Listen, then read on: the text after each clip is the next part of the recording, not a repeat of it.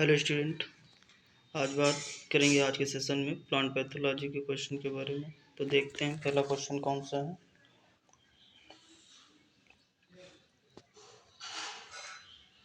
किटाजिन एवं हिनोसान। किटाजिन एवं हिनोसान कवकनाशियों का प्रयोग किस रोग के नियंत्रण के लिए किया जाता है?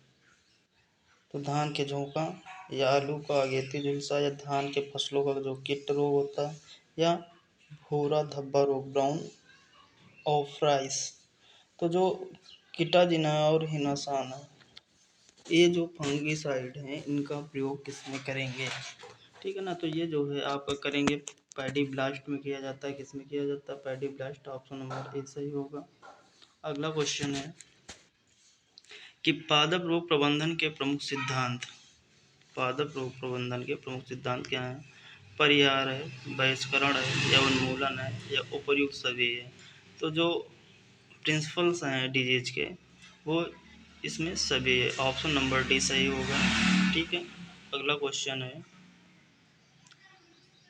ऑटोक्लेव में, इसमें ऑटोक्लेव में निर्जमीकरण का तापमान होता है 101 अंश सेल्सियस, 121.6 सेल्सियस, या फिर 101.6 अंश सेल्सियस, या फिर 141.6 अंश सेल्सियस। तो इसका जो होगा ऑप्शन नंबर बी सही होगा, 121.6 अंश सेल्सियस।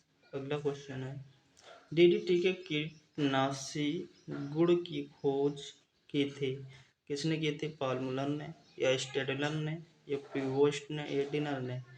तो जो डीडीटी के कीटनाशी गुण की खोज जो है पॉल मुलर ने की थी। ऑप्शन नंबर ए सही होगा। अगला क्वेश्चन है साइलेंट स्प्रिंग प्रकरण को प्रतिपादित किया। साइलेंट स्प्रिंग प्रकरण को किसने प्रतिपादित किया?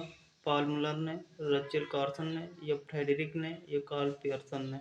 तो इसको जो प्रतिपादित किया वो थे रचेल कार्सन थे।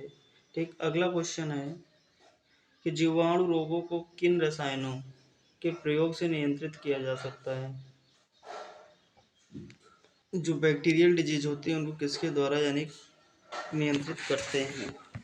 ठीक है ना। तो इसको वीटावेक्स के द्वारा या विषाणुनाशी या प्रतिजैविकी ये कह रहे थे। तो कहने का मतलब जो बैक्टीरियल डिजीज होगी, बैक्टीरियल डिजीज को किससे कंट्रोल करेंगे? तो उससे जो है एंटीबायोटिक्स से करेंगे। ऑप्शन नंबर सी सही होगा। अगला क्वेश्चन है निम्नलिखित में से माइक्रोबियल एजेंट को व्यावसायिक रूप से जैविक नियंत्रण के में प्रयोग किया जा रहा है, किसका यानी प्रयोग करते हैं माइक्रोबियल एजेंट व्यावसायिक रूप में? तो बेसिलियम सबटिलस का, या पेंसिलियम नोटेटम का, या स्क्लेरोसियम रोफल्साई का, या ट्राइकोडर्मा विरिडी का। तो जो माइक्रोबियल जो एजेंट के रूप में है प्रयोग करते हैं वो है ट्राइकोडर्मा विरिडी। इसका प्रयोग किया जाता है जैविक रूप से। अगला क्वेश्चन है बोर्डेक्स पेस्ट जो है तैयार किया था, किसने तैयार किया था? मिलॉर्डेट ने, इंटांडिवेरी ने, या बरिल ने, या मोनिकर ने। तो जो बोर्डेक्स पेस्ट को तैयार करने वाले कौन थे? मिलॉर्डेट थे। ऑप्शन नंबर ए सही होगा। अगला क्वेश्चन है ऐसे रसायन जिनमें विषाणु रोग कारकों को मारने की क्षमता हो वो क्या कहलाते हैं? विषाणु मारने वाले जो है कहने का मतलब विषाणु मतलब वायरस, तो विरिडीसाइड कहलाएगा। और जो ऑप्शन नंबर ए सही होगा। ठीक है। अगला क्वेश्चन है सबसे पुरातन कवकनाशी कौन सा है? सबसे पुरातन जो कवकनाशी यानी कि ओल्डेस्ट फंगिसाइड की बात कर रहा है, सल्फर, कॉपर, चूना, या इनमें से कोई नहीं। जो सबसे पुराना कवकनाशी है वो है सल्फर। अगला क्वेश्चन है जिनेब में समाविष्ट है। ठीक है ना। जिनेब कंटेंट में क्या पाया जाता है? Mn, Zn, या Na, या A और B दोनों। तो जिनेब में जो है जडेन यानी जिंक का जो है समावेश होता है। किसका समावेश होता है? जिंक का समावेश होता है। अगला क्वेश्चन है कैराथेन कवकनाशी से प्रभावी नियंत्रण होता है कैराथेन से, किसका? गिरोई का, कड़वा का, झोंका का, या चौड़ी लासिता का। तो जो कैराथेन का उपयोग करते हैं पाउडर मिल्ड्यू के लिए करते हैं, चौड़ी लासिता के लिए करते हैं। ऑप्शन नंबर डी सही होगा। अगला है चौबतिया पेस्ट बनाया गया था, कहाँ बनाया गया था? फ्रांस में, जापान में, भारत में, या श्रीलंका में।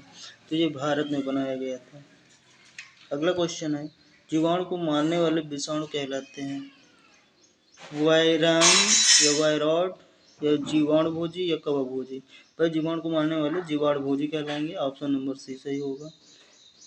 नेक्स्ट क्वेश्चन है, गेहूं के शरद कण के नियंत्रण के लिए ऊर्जा उपचार किसके द्वारा किया गया था? गेहूं का शरद कण के कंट्रोल के लिए ऊर्जा उपचार किसके द्वारा? जेनसन के द्वारा या लूथरा एवं सट्टर के द्वारा या होमर के द्वारा या बिफेन के द्वारा? तो जो गेहूं का जो शरद कण था, यानी शरद कण मतलब कि लूज स्मेट कह लीजिए, है ना, इंग्लिश में लूज स्मेट, इसको जो है लूथरा एवं सट्टर थे, उन्होंने जो है ऊर्जा उपचार के द्वारा इसको यानी कि विकसित किया था। कौन थे ऊर्जा उपचार विकसित किया था? तो वो लूथरा एवं सट्टर थे। अगला क्वेश्चन है,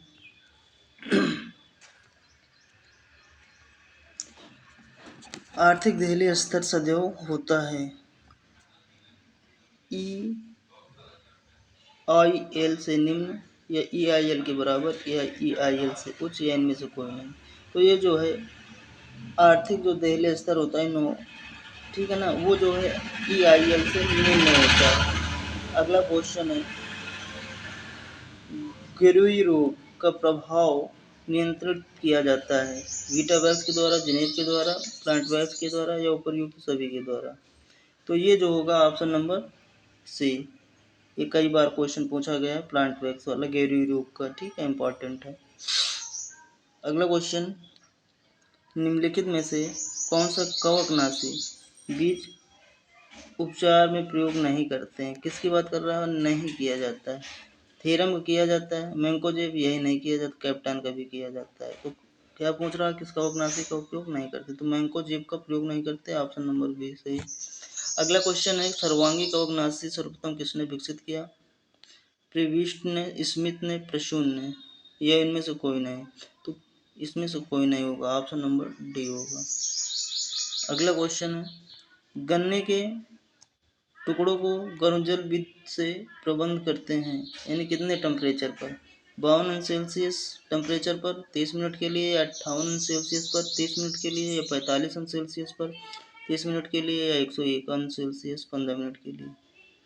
तो इसमें ऑप्शन नंबर ए सही होगा। 52 सेल्सियस तापमान पर जो है 30 मिनट के लिए हम जो है गर्म करते हैं। अगला क्वेश्चन है, पौधों में पौधों का भाग अथवा अनुपात जो रोग ग्रसित है उसे क्या कहते हैं? पौधों में पौधे के भाग अथवा अनुपात जो रोग ग्रसित उसे क्या कहते हैं? रोग क्षमता, रोग व्यापकता, या रोग तीव्रता, या रोग अग्रता? तो उसे बोलते हैं क्या? रोग तीव्रता बोलते हैं। ऑप्शन नंबर सी सही होगा। अगला क्वेश्चन है, अरहर में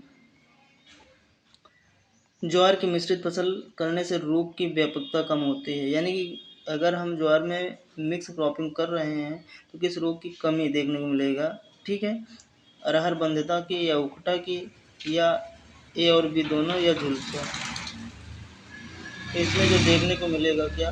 उखटा की कमी देखने को मिलेगी। ऑप्शन नंबर बी सही होगा। अगला क्वेश्चन है, गर्मी में गहरी जुताई, गर्मी में गहरी जुताई करना डॉट डॉट संरोध संघनता को कम करने से प्रयोजित विधि है। बीज जनित रोग कारक, या मृदा जनित रोग कारक, या वायु जनित, या इनमें से कोई नहीं? तो कह रहा है क्या कि गर्मी में गहरी जुताई संरोध सघनता को कम करने की प्रयोजित विधि है मृदा जनित रोग कारक के। ऑप्शन नंबर बी सही होगा। अगला क्वेश्चन है, DIP एक्ट कब लागू हुआ? 1914, 1941, 1952, 1984? तो जो DIP एक्ट है ये 1914 में, कब? 1914 में ये लागू हुआ था। अगला क्वेश्चन है, उकठा रोग का प्रबंध करने की सबसे उपयुक्त विधि क्या है? क्रॉप रोटेशन अपनाएंगे, या रेजिस्टेंस वैरायटियाँ उपयोग करेंगे, या समर डीप फ्लोइंग करेंगे? इन समर डीप फ्लोइंग का मतलब गर्मी में गहरी जुताई, या अलाव बीज? तो इसमें होगा अलाव बीज, यानी सभी प्रक्रियाएं अपनाई जाएंगी। अगला क्वेश्चन है, किसी दूसरे क्षेत्र में पौधों के पदार्थों बीज पर आयात और निर्यात पर प्रतिबंधित हो तो उसे क्या कहते हैं? ठीक है, तो क्वारंटाइन बोलते हैं या एम्बार्गो बोलते हैं, कानूनी प्रतिबंध बोलते हैं, इनमें से कोई नहीं। तो इसे बोलते हैं एम्बार्गो बोलते हैं। क्या बोलते हैं? एम्बार्गो बोलते हैं। अगला क्वेश्चन है, निम्नलिखित में से कौन से रोग मापन की विधि नहीं है? ठीक है, रोग तीव्रता, रोग व्यापकता, रोग वृद्धि या रोग त्रिकोण। इसमें रोग तीव्रता भी मापन की विधि है और रोग व्यापकता भी है और रोग वृद्धि भी है। क्या है कि मापन की विधि, लेकिन क्वेश्चन में पूछा गया नहीं है, तो आपका जो है ऑप्शन नंबर डी सही होगा, क्योंकि रोग त्रिकोण जो है आपका ये मापन की विधि नहीं है। अगला क्वेश्चन, संरोधन का शाब्दिक अर्थ है 40 दिन, 14 दिन या 7 दिन या 10 दिन। यानी क्वारंटाइन का जो टाइम होता है उसकी बात कही गई है। तो क्वारंटाइन का जो टाइम है इसमें 40 दिन होता है, ऑप्शन नंबर ए सही होगा। अगला क्वेश्चन है, गर्म जल बीज उपचार विधि डॉट डॉट के अंतर्गत आती है। तो गर्म जल भौतिक के अंतर्गत आती है, सांस्कृतिक या जैविक या रासायनिक। तो ये फिजिकल मेथड के अंतर्गत आता है, ऑप्शन नंबर ए सही होगा। अगला क्वेश्चन है, भारतीय पादप रोग विज्ञान के जनक हैं एंटॉन डिवेरी, एजी बेटलर, जेथरो टूल, केसी मेहता। देखो भारतीय पूछा गया भारत के, अगर वर्ल्ड के पूछते तो उसमें क्या होते? एंटॉन डिवेरी होते, लेकिन भारतीय पूछा गया है तो इसमें होंगे एजी बटलर होंगे। क्लियर। अगला क्वेश्चन है, निम्नलिखित में से कौन सा स्थानीय रोग का उदाहरण है? स्थानीय रोग यानी कहने का मतलब अपने देश का, यानी एंडेमिक डिजीज है। स्थानीय यानी थोड़े क्षेत्र में, कहने का मतलब बहुत बड़े क्षेत्र में नहीं। आलू का वाट या अरहर का उगटा या गेहूं का घेरोई या धान का झोंका। तो जो स्थानिक रोग है, एंडेमिक जो डिजीज की बात कर रहा है वो आलू का वाट, ऑप्शन नंबर ए सही होगा। अगला क्वेश्चन है, निम्नलिखित में से कौन सा रोग अंतःबीज जनित है? शरतकंड, आवृतकंड या कन्नाल बंट या स्मिट बंट, यानी कि सामान्य बंट जिसे बोलते हैं कॉमन बंट। तो इसका जो अंतःबीज रोग जनित है यानी सीड बॉर्न डिजीज है वो है शरतकंड, जिसे बोलते हैं लूज स्मिट। अगला क्वेश्चन है, उक्टा रोग है बीज जनित है या मृदा जनित है या वायु जनित है या उपर्युक्त सभी? जो आपका उक्टा डिजीज है ये जो है सॉइल बोर्न है, ठीक है ना, मृदा जनित है, ऑप्शन नंबर बी सही होगा। अगला क्वेश्चन है, निम्न में से कौन सा सर्वांगी कवकनाशी नहीं है? पूछ रहा कौन सा सर्वांगी, यानी कि सर्वांगी मतलब सिस्टमैटिक फंगिसाइड की बात कर रहा है। तो कार्बोक्सिन ये भी है आपका, कार्बेंडाजिम ये भी है सिस्टमैटिक, नेटाफ्लेक्सिस ये भी है। ये सब जो है आपके कवकनाशी, लेकिन जो आपका कैप्टान है ये आपका सिस्टमैटिक नहीं है, ऑप्शन नंबर डी सही होगा। अगला क्वेश्चन है, थीरम के सामान्यतः उपचार हेतु डॉट डॉट डॉट मात्रा की दर प्रयोग करते हैं, यानी कहने का मतलब जो कैप्टान या थीराम का जो प्रयोग करते हैं किसके लिए? सीट के ट्रीटमेंट के लिए। किसके लिए? सीट के ट्रीटमेंट के लिए प्रयोग किया जाता है। उसकी मात्रा क्या होती है? 2.5 ग्राम प्रति केजी या 5 ग्राम प्रति केजी या 0.5 ग्राम प्रति केजी या 10 ग्राम प्रति केजी। देखो ये होता है जो 2 से 3 ग्राम प्रति केजी बीज के लिए प्रयोग किया जाता है। कहने को क्या है, यहाँ पर 2.5 ग्राम वाला जो है आपका सही होगा, 2.5 ग्राम प्रति केजी, या जैसे किताबों में मिलता है 2 से 3 ग्राम प्रति किलोग्राम बीज को जो है उच्चारित करते हैं, जो मात्रा होगी 2 से 3 ग्राम होती है। तो इसमें ऑप्शन नंबर ए सही होगा। अगला क्वेश्चन है, आयरिस महामारी का कारण क्या था? तो आयरिस महामारी का कारण देखो एक ये फंगस था, ठीक है ना, और कौन सा फंगस था, कौन सा जीनस था उसकी बात करते हैं। हेलमिंथस स्पोरियम था या अल्टरनेरिया था या फाइटोप्थोरा था या पक्सिनिया था? तो इसमें जो था आयरिस जो महामारी का जो कारण था वो था फाइटोप्थोरा, ऑप्शन नंबर सी सही होगा। अगला क्वेश्चन है, बंगाल महामारी किस वर्ष दर्ज की गई? 1960 में, 1943 में, 1845 में या 1879 में? तो जो बंगाल का जो फैमाइन है 1943 में दर्ज किया गया था, ठीक है, जिसमें कि लगभग 2 मिलियन लोगों की मृत्यु हुई थी। नेक्स्ट क्वेश्चन है कि बंगाल महामारी के कारण कितने लोगों की मृत्यु हो गई थी? 1 मिलियन, 2 मिलियन, 5 मिलियन या 4 मिलियन? इसमें ऑप्शन नंबर बी सही होगा, 2 मिलियन लोगों की जो मृत्यु हुई थी। अगला क्वेश्चन है कि एक जीव जो आर्थिक नुकसान करता है उसे कहते हैं जीवाणु, कीट, पीड़क या कवक? जो आर्थिक नुकसान करते हैं उसे पेस्ट बोलते हैं, ऑप्शन नंबर सी सही होगा। अगला क्वेश्चन है, जब कोई रोग व्यापक रूप से लेकिन नियतकालिक में फैलता है तो क्या कहलाता है? एंडेमिक डिजीज कहलाता है, यानी कहने का मतलब जो नियतकालिक फैलता है यानी कि उसे क्या बोलते हैं? एपिडेमिक ना कि एंडेमिक। एंडेमिक आपका स्थानीय होता है जो नियतकालिक फैलता है कुछ समय के लिए, कहने का मतलब वो व्यापक रोग कहलाता है। ऑप्शन नंबर बी कहलाएगा। अगला क्वेश्चन है वीटावैक्स रोग को प्रभावी रूप से नियंत्रित करें। यानी जो बीटावैक्स आपका जो है एक तरह से क्या है, फंगिसाइड है। ठीक है, क्या है? फंगिसाइड। बीटावैक्स फंगिसाइड है, गेहूं में अपनाया जाता है। और किसके लिए अपनाते हैं? शरदकंद। ऑप्शन नंबर ए सही होगा। अगला क्वेश्चन है पादप रोग प्रबंधन का सिद्धांत। जिस क्षेत्र में रोग कारक प्रवेश को रोक दिया जाता है, यानी पादप रोग प्रबंधन का सिद्धांत जिसमें एक क्षेत्र में रोग कारक का प्रवेश रोक दिया जाता है, वो क्या कहलाता है? बहिष्करण या परिहार या उन्मूलन या थेरेपी। तो वो कहलाता है क्या? एक्सक्लूजन कहलाता है, बहिष्करण कहलाता है। ऑप्शन नंबर ए सही होगा। अगला क्वेश्चन है कि क्षैतिज प्रतिरोध नियमित होता है ना? क्षैतिज प्रतिरोध यानी horizontal resistant is governed bye किसके द्वारा किया जाता है? कई जीन से, एकल जीन से, या कुछ जीन से, या उपर्युक्त सभी। तो कई जीन्स का प्रयोग किया जाता है हॉरिजॉन्टल रेजिस्टेंट को गवर्न करने के लिए। ठीक है। अगला क्वेश्चन है कि ऊर्ध्व प्रतिरोध को ये भी कहते हैं गैर टिकाऊ या एकोद्भिद या अनेक जीनी। तो देखो जो आपका वर्टिकल रेजिस्टेंट होता है उसे जो है नॉन ड्यूरेबल और मोनोजेनिक दोनों कहते हैं, यानी कि गैर टिकाऊ और एकोद्भिद। तो इसमें ऑप्शन नंबर डी सही होगा। अगला क्वेश्चन है कार्बेंडाजिम का जो कार्बेंडाजिम है बाजार में उसका जो व्यापारिक नाम क्या है? तो वीटावैक्स है या वाविस्टिन है या कैप्टान है या प्लांटवैक्स है।